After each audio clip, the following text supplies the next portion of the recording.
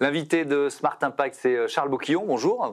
Bonjour. Bienvenue. Vous êtes le directeur général délégué de Repair and Run qui a été créé en 2017. C'est quoi l'origine, l'étincelle à l'origine du projet ? Alors le besoin grandissant d'entretien et de réparation de vélos. À l'origine, l'idée était de venir réparer chez les clients ou au pied de leur domicile les vélos. Et puis progressivement, le modèle a évolué vers des boutiques ateliers, notamment du fait de la complexité des produits avec l'avènement du vélo électrique. On a privilégié un modèle de boutique plutôt que d'itinérance. Oui, donc le côté on va chez le client, ça c'est oublié. C'est combien d'ateliers aujourd'hui Aujourd'hui, on a une quinzaine de boutiques ateliers en France. Ouais. Et on prévoit d'en ouvrir dans les prochaines années 5 à 10 tous les ans. 5 à 10 tous les gens sur un modèle de franchise ? Oui, on a évidemment des boutiques en propre dans des grosses zones, Paris, Lyon, entre autres. Ouais. Mais le développement qu'on va faire à l'échelle nationale va se faire en franchise, oui. Oui.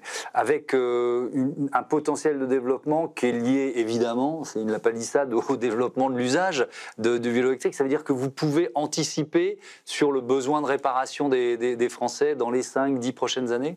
Ou alors il y a une croissance très forte de l'usage des mobilités douces ces dernières années. Là, ça se stabilise, mais là où le besoin grandit, c'est sur l'entretien et la réparation. Le parc a explosé ces dernières années. Donc effectivement, dans toutes les grosses zones urbaines et même dans des zones un petit peu plus petites, aujourd'hui, le besoin se fait ressentir.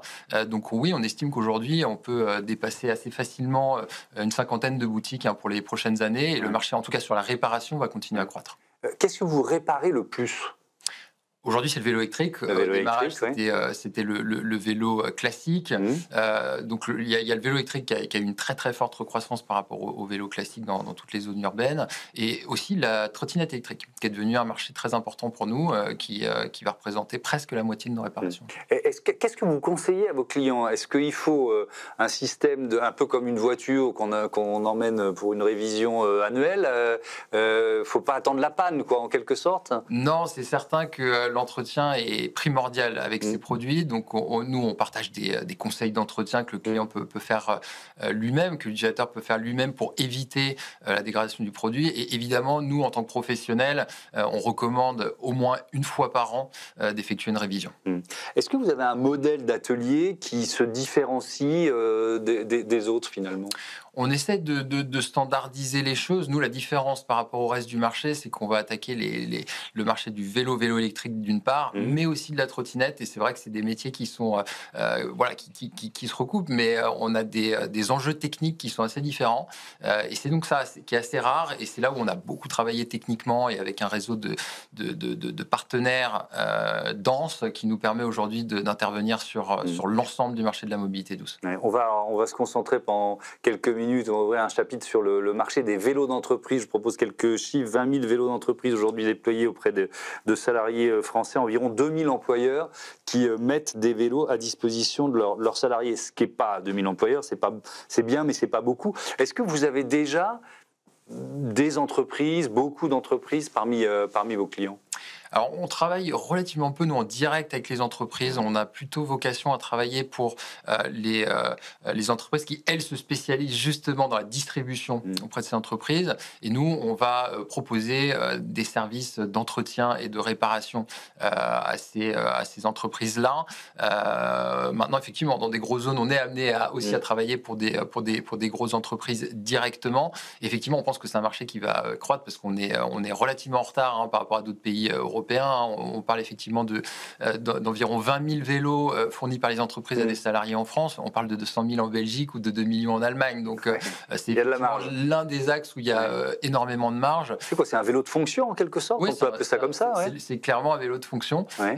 Nous, historiquement, sur le marché B2B, alors plutôt B2B2C, on va travailler pour les constructeurs, évidemment. On va travailler pour des distributeurs, on va travailler pour des assureurs. Et c'est vrai que ce marché du vélo de fonction, c'est celui sur lequel on mise pas mal d'espoir en termes de croissance. Ouais. Comment ça fonctionne si j'arrive avec ma trottinette électrique ou mon vélo électrique chez vous, la prise en charge se passe comment ? Alors nous, la promesse, c'est une prise en charge et un pré-diagnostic immédiat et dans 70% des cas, une réparation dans la journée. Donc ça va être des petites réparations rapides, une révision, une crevaison. Après, quand on est sur des réparations un petit peu plus complexes, on va toucher à des besoins de diagnostiquer, de trouver des pannes électriques techniques plus complexes, on va parfois immobiliser le produit et devoir sourcer une pièce spécifique. Et là, on travaille sur des délais le plus court possible de quelques jours avec une transparence pour le client où on va lui annoncer le délai nécessaire. Est-ce qu'il y a un profil type du client de Repair and Run?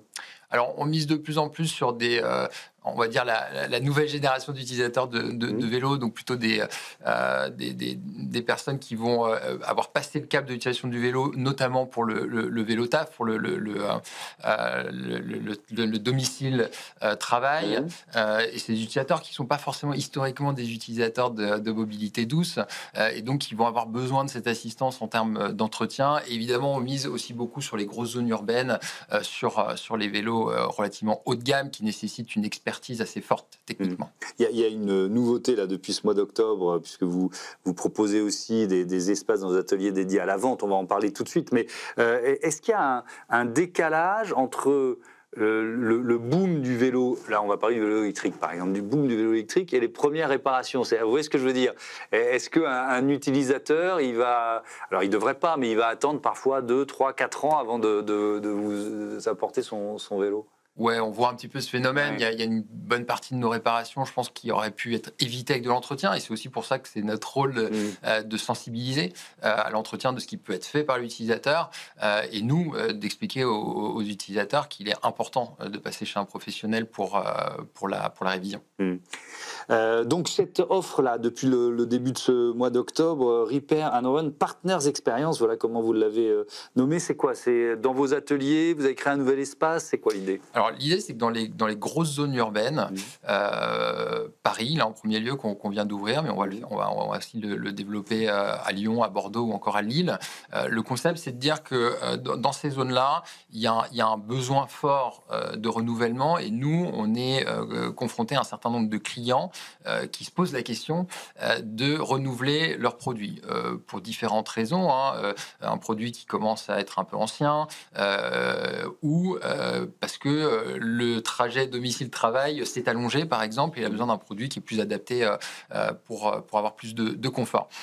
Et donc, dans ce cadre-là, nous, on propose dorénavant à ces clients-là de découvrir une gamme de produits et de lui reprendre son ancien matériel. Donc, c'est vraiment dans une logique d'aller plus loin que simplement la réparation pour créer une économie circulaire autour de l'usage des mobilités douces. Donc, on va principalement proposer de la reprise, une proposition d'un produit reconditionné, et à défaut, selon les besoins du client, on a des marques partenaires qui nous permettent de proposer des produits neufs.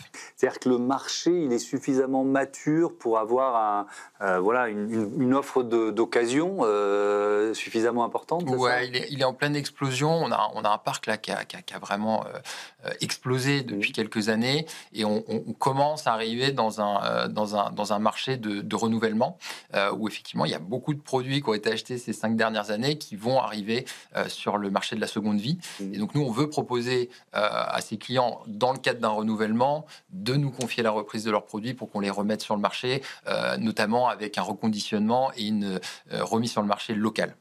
Est-ce qu'un vélo électrique d'il y a 5 ans, notamment on va parler peut-être de sa batterie, est-ce qu'il est un peu obsolète, ou est-ce qu'il peut effectivement après être passé par vos ateliers, avoir une belle seconde vie d'une certaine façon? Non, on a des durées de vie qui peuvent aller largement au-dessus de ça. Effectivement, la batterie est un gros sujet. Donc il y a des enjeux aujourd'hui, au-delà des remplacements de batterie, de les reconditionner pour pouvoir allonger leur durée de vie sans avoir besoin de les remplacer. Donc non, on peut prolonger largement la durée. Mais c'est un secteur où on innove ou pas tant que ça? Est-ce que les vélos électriques qui sortent aujourd'hui, ils sont très différents de ceux qui sortaient il y a 5 ans? Il y a des évolutions, on n'est pas sur des grosses ruptures technologiques pour l'instant. On en attend peut-être quelques-unes pour les prochaines années. Il y a effectivement des acteurs qui réfléchissent à comment optimiser ce sujet de la batterie, qui est un enjeu écologique, qui est aussi un enjeu au niveau fonctionnel, parce que c'est effectivement quelque chose qui pèse. Il y a toute une réflexion autour de ça. Mais là, je dirais plutôt qu'il y a des évolutions technologiques plutôt que des ruptures pour l'instant. Comment vous imaginez le développement de Repair and Run dans les 5 prochaines années? Donc il y a la franchise dont vous parliez, vous pourriez exister ailleurs qu'en France aussi? Oui, alors déjà, on fait évoluer un petit peu le modèle. On va évoluer d'un modèle exclusivement de réparation à un modèle de reprise et de redistribution. Ensuite, on s'est développé beaucoup en propre au démarrage. Là, effectivement, pour la suite du développement en France, on va se concentrer sur de la franchise et on va ambitionner dans les prochaines années, effectivement, l'ouverture de Repair and Run dans d'autres pays européens. Merci beaucoup Charles Boquillon et à bientôt sur Be Smart for Change. On passe à notre débat, comment cartographier les risques, notamment les risques d'inondation.